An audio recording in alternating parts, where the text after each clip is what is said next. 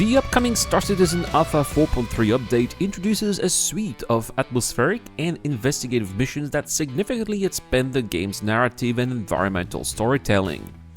Two major mission arcs are featured, one for Eckhart Security and the other from Hockrow Agency, both focused on activities surrounding the abandoned and mysterious ASD Onyx facilities. These new missions not only deepen lore connections but also bring gameplay variety to players who enjoy exploration, stealth, and story-driven contracts. The Eckhart Security mission is a classic high-risk Black Ops contract. You are hired to infiltrate a decommissioned Associated Science and Development research facility and destroy critical servers located within its energy lab. These servers allegedly contain damaging information that a client seems to want erased. While the mission may seem simple at first, the site is not unguarded. Hostile elements have taken up residence inside, presenting a direct threat.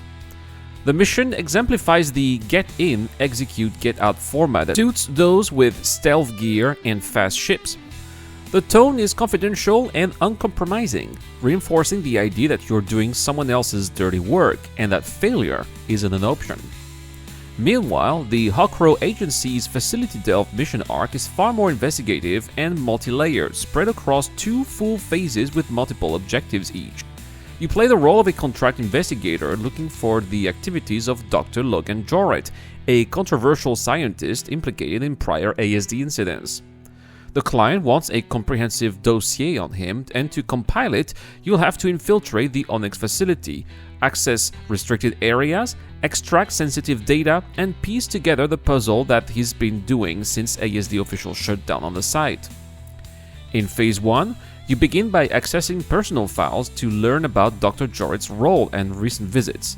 This is going to set off a chain of exploratory objectives through the engineering and research wings, where players dig deeper into files the Doctor left behind. Each mission nudges you toward uncovering the deeper mystery while warning of potential hostiles, making each return trip to Onyx feel tense and increasingly urgent. Phase 2 evolves from passive data collection to active intel retrieval and delivery. You are tasked with retrieving energy anomaly, security, seismic, and power usage data, each revealing new facets of Jorret's shadowy return to the site. The seismic data implies possible underground excavation work, raising further red flags about what might be happening beneath the surface.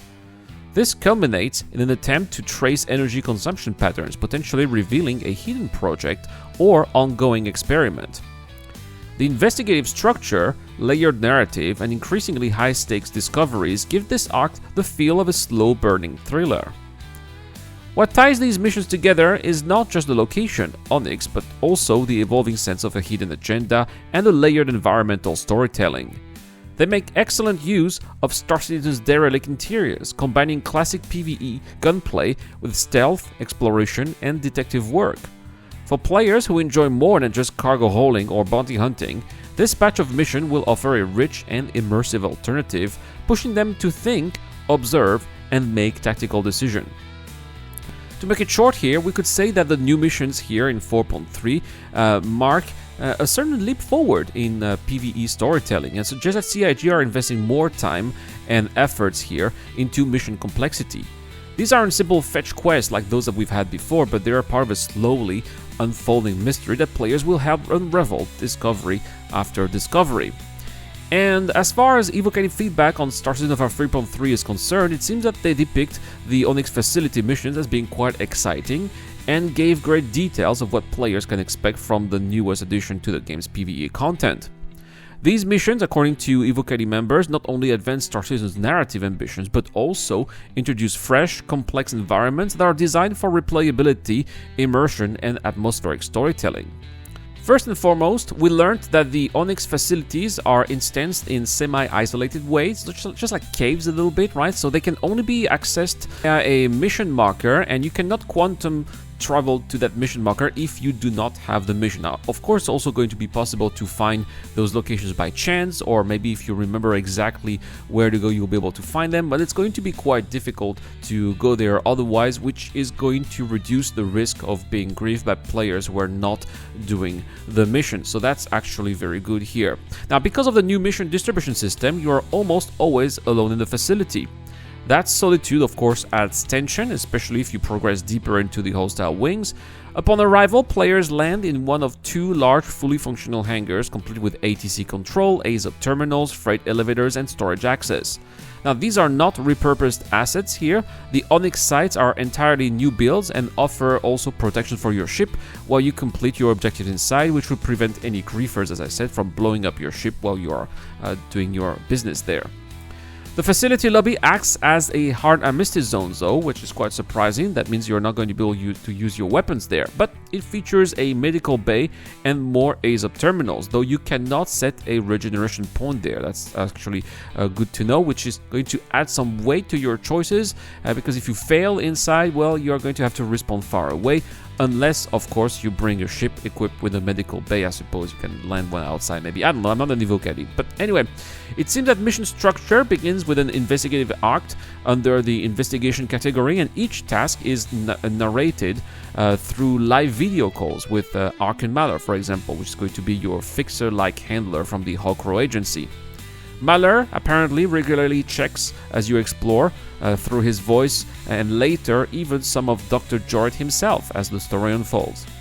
Gameplay within the mission is said to be deeply layered. Your first task will introduce you to the layout leading to the research and engineering wings, which will alternate throughout the mission chain.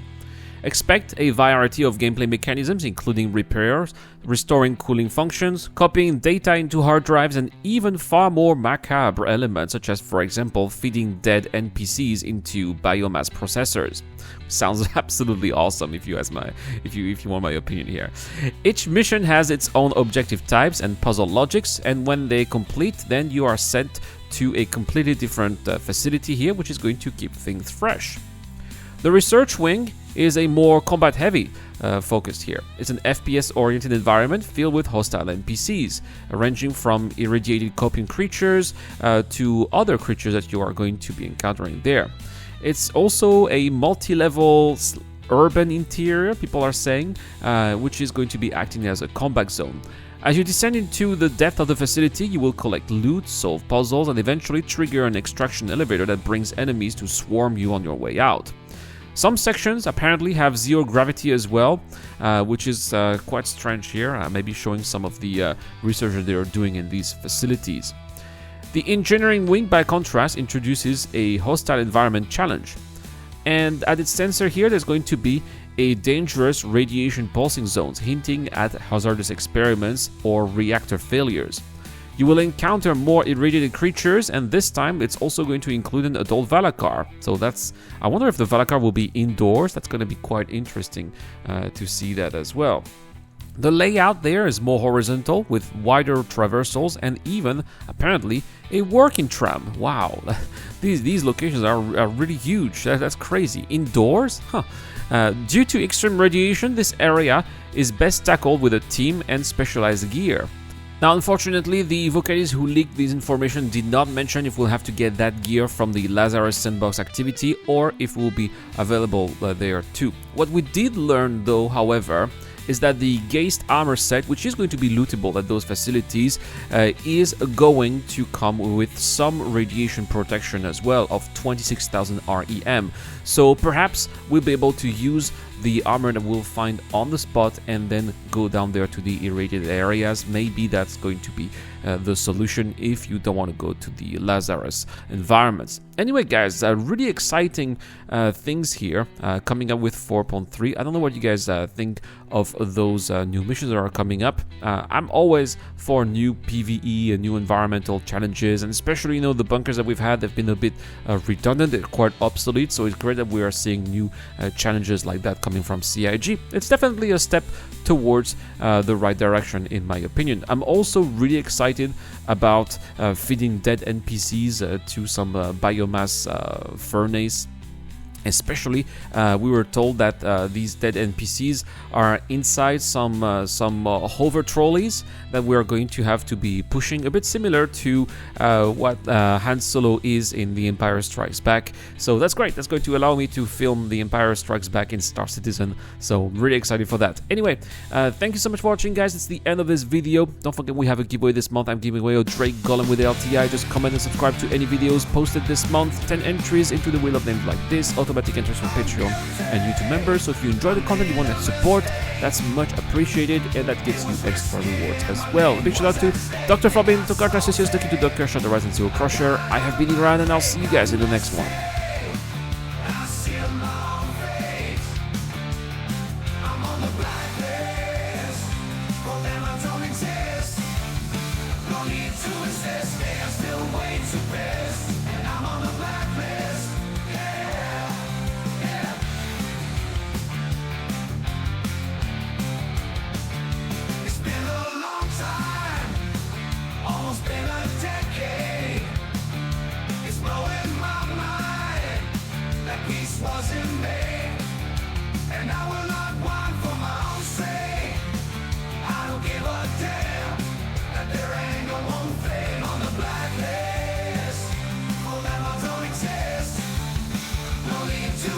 They are still way too